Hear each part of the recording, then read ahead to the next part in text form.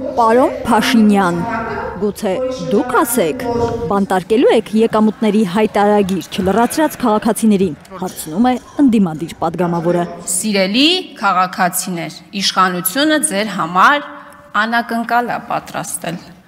Անակնկալ, ձեզ ոչ միայն հարկելու են, ձեզ նաև դատելու են։ Հայաստանի քրեական օրենսգրքի հանգիստ հերթով 444-րդ հոդվածով 3-ից 6 տարի ազատազրկում է սպառնում այն մարդկանց, որոնք հայտարարագիր կամ չեն լրացնի, կամ կեղծ տվյալներ կներկայացնեն, կամ էլ կթաքցնեն եկամուտները։ Հարցում եմ պատրաստում։ Խամոյանն ասում է եւ Պեկին է գրավոր հարցում ուղարկել եւ գլխավոր դատախազություն։ Եկամուտների հայտարարագիր չներկայացրած քաղաքացիների դեպքում իշխանությունը բավարարվելու է վարչական տուգանքներով, թե փակելու է այդ մարդկանց բանտերում, հղում անելով քրեական օրենսգրքին։ 3 ամիս շարունակ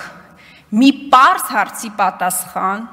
կամ բացառում կամ հաստատում ես այդպես էլ չեմ կարողանում ստանալ։ Հույսը վարչապետն է, որ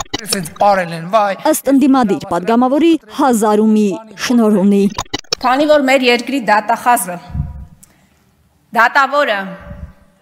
վարչապետը, մսով ճաշի մասնագետը, հեծանվորդը, մեր ամեն ինչը Նիկոլ Փաշինյանն է, Թողասի ՔՊ-ի ծրագրերում կա քրեական հետապնդման ենթարկել եկամուտների հայտարարագիր չլրացրած քաղաքացիներին։ Ակնկալում եմ հստակ պատասխան։ Տեղից չի արձագանքում Փաշինյանը։ Ավելի լավ է առհասարակ չխոսի, հրաժարական տա, գնա, իր հետ տանելով բոլոր փաշինյանական չարիքները, հորդորում է Հայաստան խմբակցության քարտուղարը։ Մի համարեք, որ դուք վերջին ճշմարտությունն եք։ Դուք ոչ միայն վերջին ճշմարտությունը չեք, դուք նախավերջին անգամ ճշմարտությունը չեք ձեր այս իրականացված գործողություններով։ Լրագրողական շրջանակներում մի հայտնի պատմություն կա։ Գեգամ Մանուկյանն է պատմում, հորդորելով, որ Նիկոլ Փաշինյանն ինքն ասի՝ սուտ է, թե ճիշտ։ Հարկայինի մի պետ հայկական ժամանակի լրագրողների է կանչում, ասում է՝ լսի, հարկայինի պետը ով է։ Ասում են՝ դու։ Ասում է՝ եթե ես եմ հարկայինի պետը, բա Նիկոլ Փաշինյանը վրեժխի է նալոգ դրել։ Մի տրցակ է առանձնացրել Գեգամ Մանուկյանը, որ կարդա վերջ ենք տվել թալանին ասող Փաշինյանը։ Հետաքննական նյութեր են այսօրվա նախարարների, պաշտոնյաների, որոշ պատգամավորների գործունեության մասին։ ՔՊ-ն միայն անիվ հիմնադրամով 60 միլիոն դոլար է մսխել։